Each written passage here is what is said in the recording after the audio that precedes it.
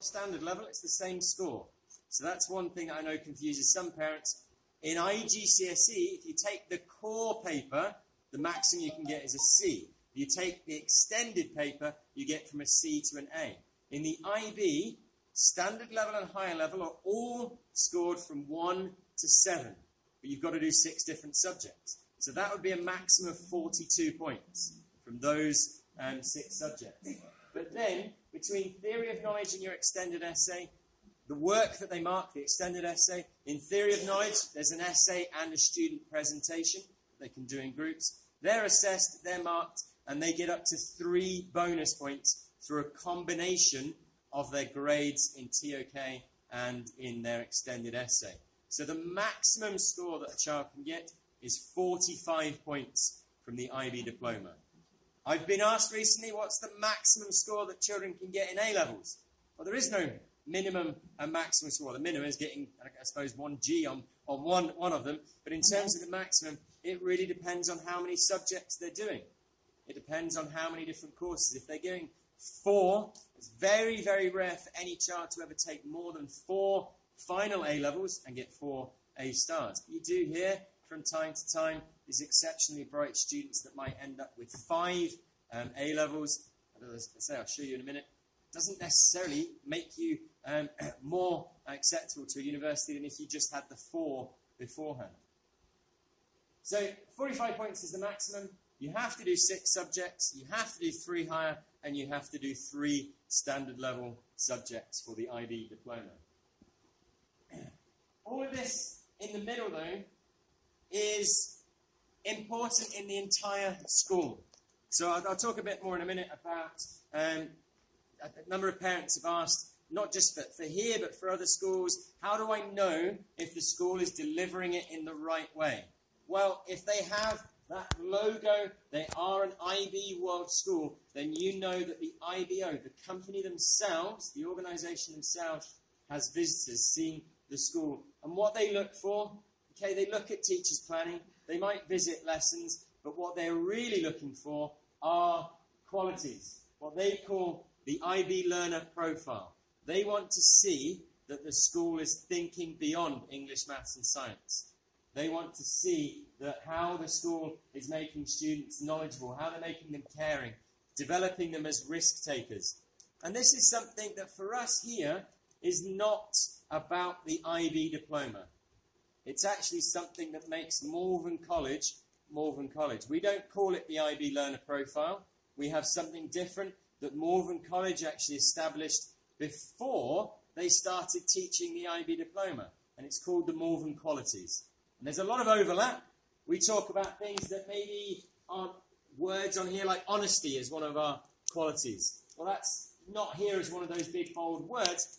Honesty is certainly in there, and integrity and self-reliance and self-awareness are things that are in here.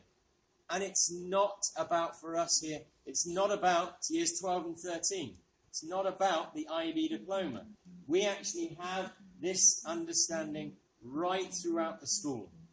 We want our children all the way from pre-nursery all the way through to be risk takers, to be balanced and independent students. And we don't teach it through lessons. We don't have Malvern quality lessons. That's not what it's about. But we have Malvern quality teachers. All of the teachers deliver these things. Their expectations of the students are about these things as the underlying element of what we do as a school for the individual children.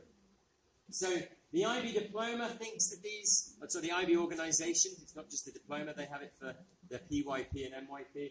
They believe that they're very important, and so do we. And we already have those things ingrained in what we do here as a college. So very quickly, in terms of the 6 subjects, if you're thinking, well, what on earth can my child do in the IB? What are those 6 subjects? If it's A-levels, great, they can do almost anything they like. They can do, if you're in Malvern, UK, you can do Latin, economics, and biology if you wanted to. In the IB, you have 6 groups. The students have to pick something, 1 subject from each group to get their 6. This is, if you like, I should probably really say, possible Malvern College Egypt subjects, because this is our first draft of what we might offer here. But the important things, and I'll reiterate this again later, is that the Group 1 subjects are language, Group 2 is language. There's no change. You have to do 2 separate languages, one of which, in this school, because we are delivering everything in English, one of those 2 languages must be English. One of those 2 languages must be a first language. So it could be English. If they can take English as a first language, then that one there ticks both boxes. It's a first language and it's English. But they might not be first language English speakers. They might not be at a level of a native, so they would do English B. The B stands for really the second language, an additional language. Then, if they're taking that, they could take any of these subjects in Group 2. They could be taking Arabic A, which is first language, B, or this strange terminology, ab initio, which really means from beginning. It's a beginner's course.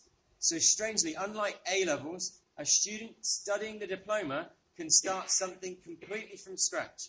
They could start French as a complete beginner. They may not have ever studied it before, but as one of their 6 qualifications, they could take that language as long as they have an A. You couldn't do, though, you can't do English B and Arabic B, or English B and French ab initio, because you're missing a first language. You can take those courses, but you wouldn't get the diploma. You wouldn't get that extra certificate. You'd just be doing 6 separate courses. Still demanding, still a lot of work, but you wouldn't get that final qualification. And there are universities around the world that stipulate, even if it's 28 points is on offer, it's 28 points and the full diploma. So they wouldn't accept a student who's got 42 points across all of here, but hasn't got a first language, because that means they don't get the diploma. It's a strange little quirk within the IB. So languages is a big thing. And I know here, and it was the same in my school in Dubai, the big issue there quite often is this one here, that sometimes students are categorically, they're here. They're not at the native level. It's an exceptionally tough course. English B is not easy. We don't have English ab initio. We don't have beginners on there, because those students, hopefully we won't have any student coming in who's never learned English before, so it's only English B. But that's a tough, demanding course at either standard or higher level. But then, if they're written Arabic, they're reading spoken Arabic, might be great, but if their written Arabic is not strong enough to do the A, then they might be doing the B. You can't do English B and Arabic B and leave it at that. They have to have a first language.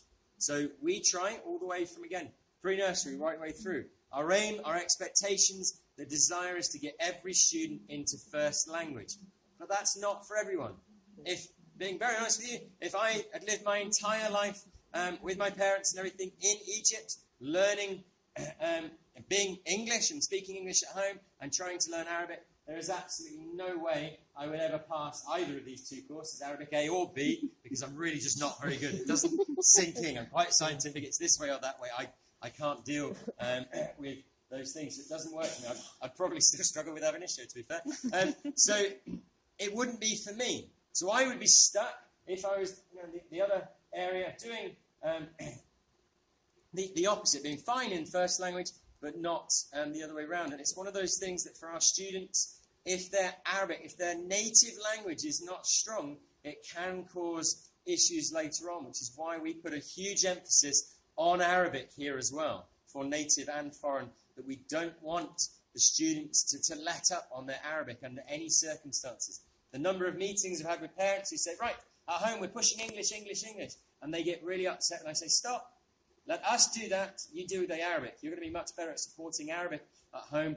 Don't let their Arabic slip. Keep it at the forefront of everything you're doing. Yes, English is important. We'll give you them work to do, but really the language is important. And then they have these other groups, these other subjects. So Group 3, if you like, is humanities. Group 4 is then the sciences. And Group 5, the maths. Group 6 is kind of like an electives. It's the arts subject. So art, music, and theatre studies.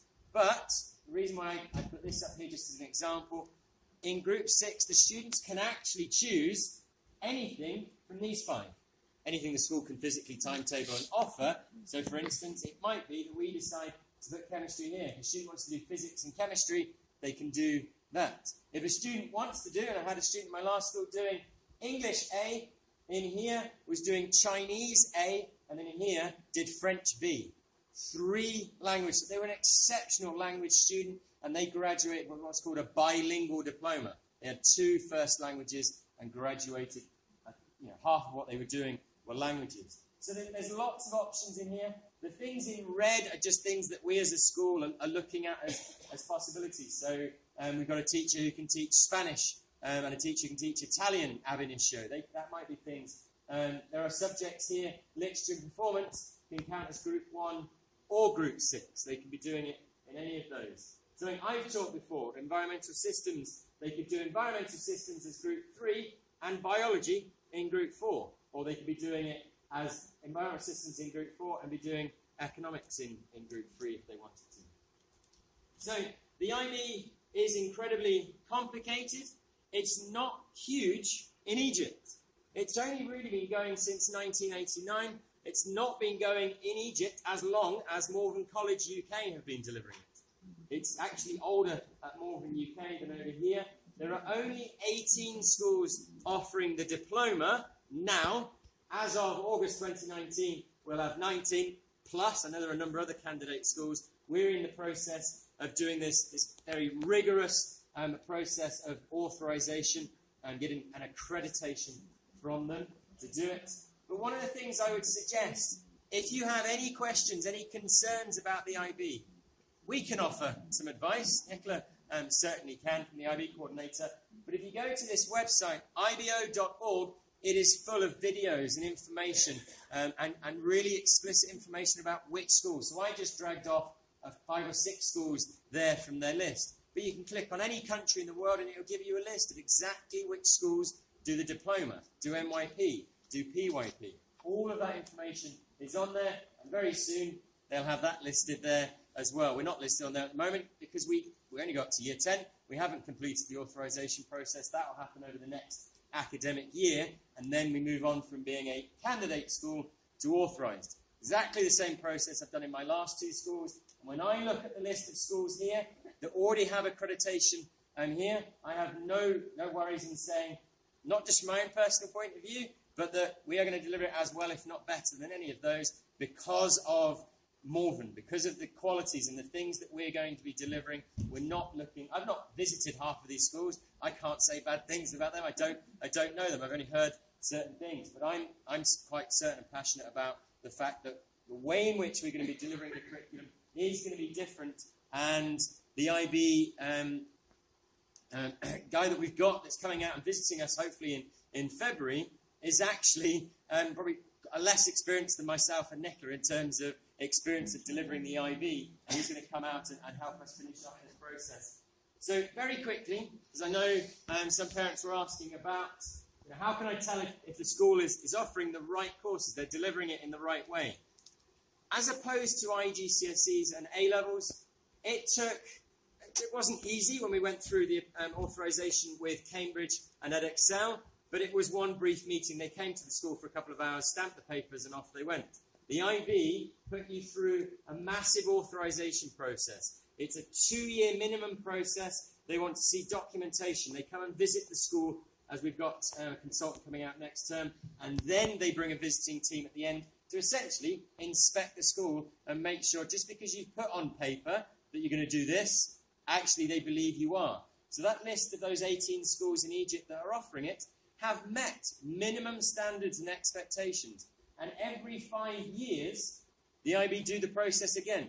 They might not visit the school necessarily, but they'll make you resubmit the data. They want to see that you haven't just been using the same planning templates for the last 5 years, that you're updating it, that you're doing what you should be doing. And also, they change their curriculum for each subject on a rolling process every 7 years. They change the curriculum. As a teacher, the IGCSE is incredibly frustrating. They might tweak it and change it every single year, which means within 2 years of teaching it, your books are out of date. The IB don't do that. They do it on a more kind of gentle, rolling basis, but when it does change, Like with maths, for when we start teaching in 2019, the current maths courses are being completely scrapped in their entirety and a whole new system being put in place. Which is great for us because it means we're not going to be teaching the old one, we're just going to be planning for the new one. But schools that are currently teaching it are going to have to get rid of all their books and start completely from scratch with that. But they insist on staff being trained. Every single one of our teachers we have here now, over the next 18 months, is going to be going to Geneva, to Dubai, to Coventry in the UK. There's courses here in Cairo, and they're going to be trained by the IB Diploma.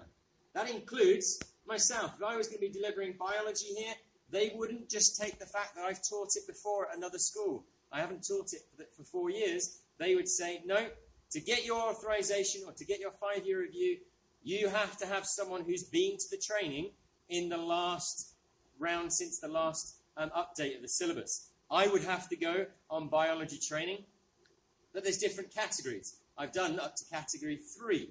There's only one more category beyond that, which would then essentially lead me on to being a trainer. But if I then was a trainer and went to another school to try and teach, they'd insist me going back to one of their courses to refresh, to make sure that I actually do know that I'm not just stuck in my old ways, that I'm changing and keeping up with their ideas. Very briefly, because this is not really what today is about, but in terms of entry requirements into these different areas, and it's something that I get asked all the time, and I'm against one of those things, probably lying to you when I say, the entry into IGCSE, there are no written requirements anywhere in the world on what you have to have achieved to start IGCSEs. However, so any student that we offer that is here in Year 8, categorically will move on to Year 9 to start the IGCSEs if they wish to, if they're going to still be here. But any new students coming in, there's no qualification they have to have had to join Year 9, to join the IGCSEs. But what we look at is their academic ability, their background, what have they done before. But IGCSEs, we deliver business studies. We don't do that in Year 8. There's no expectation that students have done anything at all beforehand. If they're a Malvern student, we've accepted them in, then our teachers will make sure they're delivering a course that that child can succeed at. They'll be challenged, they can be motivated at. A-levels and IB Diploma are a little bit different. To start an A-level, particularly in one of the subjects, you have to have at least really a B grade. Different schools do it slightly differently, but if you're not achieving a B grade, the expectations are that you're going to struggle to pass, to complete a full A-level, the full 2-year program. To do the AS, if you're going to do it just for 1 year, take the AS as a qualification, then that's not necessarily the same. But the other thing is to do the full A-level program that we are going to have on offer. So 3 A-levels, plus maybe a thinking skills course, plus maybe a research project. They really need to be having 6+ IGCSE grades above, with English, maths and science as compulsory. For the IB Diploma, it's similar, but in terms of the IGCSEs being C or above, the minimum expectations are of 2 languages. That's not the case for A-levels. They may have only done IGCSE English. They might not have had a second language.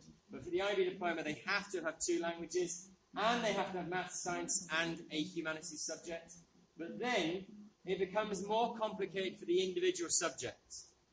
IB Physics at higher level is almost equivalent to Year 1 university physics. It is demanding. It's incredibly difficult. So having a fantastic IGCSE physics score is not necessarily the only qualification. If you want to do physics at IB Diploma level with us, you'd have had to get at least a B, if not actually an A in mathematics, and that should say, and physics, to be able to do it at the IB or in science, because it is incredibly demanding. Being good at physics at IGCSE does not make you good at physics at IB. The jump is significant, and your maths ability to do higher level needs to be significant.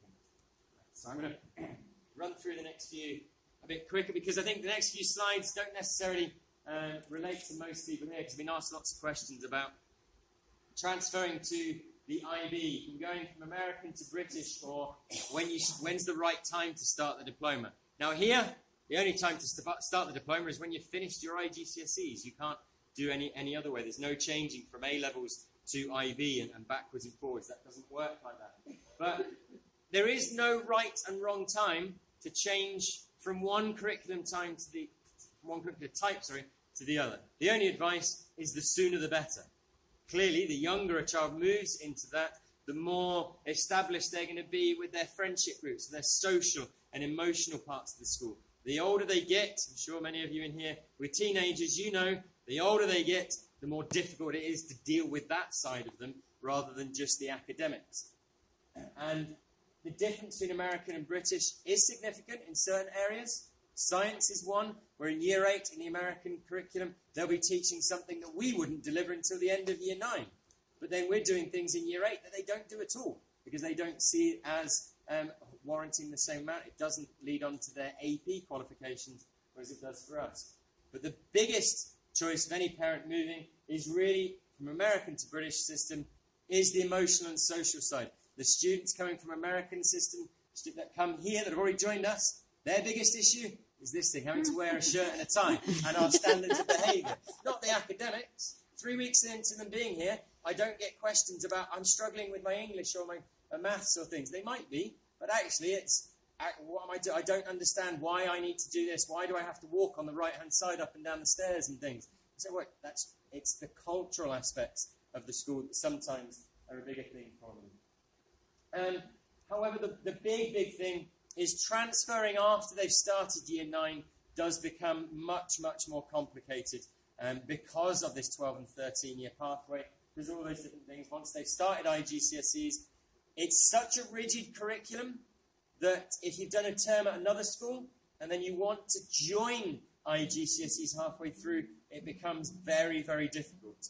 The student would have probably missed an entire term of all of the courses. They might be doing English, maths and science in their current school that's an American or MYP school, but they just won't. They'll have an entire term to catch up on, because everything they study in Year 9, absolutely everything they study, will be included on their final exams. So anything they miss any time is detrimental. 3 other very brief ones. So people ask me about the difference between the teaching. I think I've already explored that. It's all down to the individual school. An American school and a British school can have a very similar teaching ethos. The way in which, if they really buy into the IB Diploma, then American or British school shouldn't be any different in terms of the way that lessons are delivered. But one of the things is that in terms of the IB, is that you would have the reassurance as a parent that it's not just the school telling you they're good. The IBO have visited the school. They keep a check. They keep a monitor. If exam results suddenly dip down, the IB will come to the school and want to know why. A-levels, that doesn't happen. Cambridge and Edexcel, if your results dip down, that's over to you. Just do it again next year. Try again. They don't monitor you what they're doing. The IBO do. But both A-level and IB all have external exams. They all have elements of moderation. And about resources-wise, they all have IB Diploma as well as A-levels and IGCSE have published resources specifically for their courses. Every single subject has a specific text just for that. So you would never get a general maths book that would cater for the IB course. You need the IB specific book.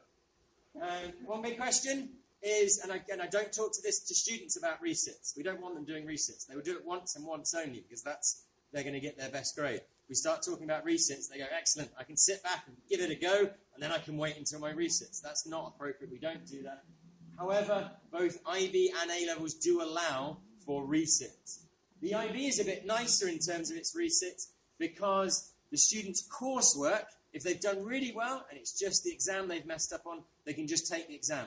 Take their good coursework grade and redo the exam. In A-levels, you potentially, depending on the course, have to do the whole thing again. You have to resubmit the coursework. And for certain subjects, you have to resubmit brand new coursework. You can't just take your old one and put it back in and hope the examiner gives you the same score. They should do. And there's lots of information on that page, but in terms of one question people have asked, can they do A-levels and IB at the same time? Can you mix and match? Can you change?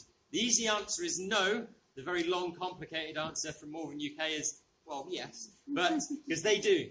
they have A-level students that are doing 3 subjects, and they take an ab initio language subject. So they have French, Spanish, and Italian offered to their A-level students, but it's an IB course qualification. So they get a certificate in that. Again, they want to use that for the students to have something else, something different to offer the university. And that's something that we can look at. We're also looking at beginning languages, theory of knowledge.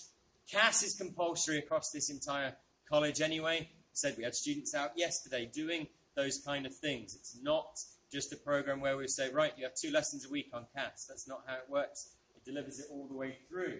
And so you can do the IB courses alongside. However, the last thing, before I just talk about universities briefly, the last thing is this one here. The IB Diploma, in my opinion, is given a very, very bad picture by most schools around the world.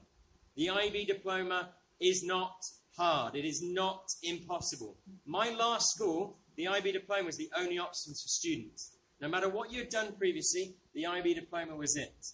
And every single student in the 4 years I was there doing it, every single student passed and got their diploma, no matter what their background. And I would say we have students here that are brighter and cleverer than most of the students we had there. It's not difficult for everyone. There are some students where the IB is perfect. If they enjoy lots of different subjects, if they're good across everything. Not exceptional, they don't have to be exceptional. They've just got to be able to enjoy 6 different subjects. If they're an all-rounder, then fantastic. They can cope with it. The big area, though, comes down to what I've already talked about, the languages. That's where quite often it gets daunting for students if they have to do 2 different languages. One has to be English, one has to be a first language. But essentially, all of the assessments are the same kind of thing. IB biology, that I've taught a lot, is much, much easier than A-level biology. It's much easier. But if you're doing A-level biology, you're probably only doing 2 other subjects. If you're doing IB biology, you're doing 5 other subjects plus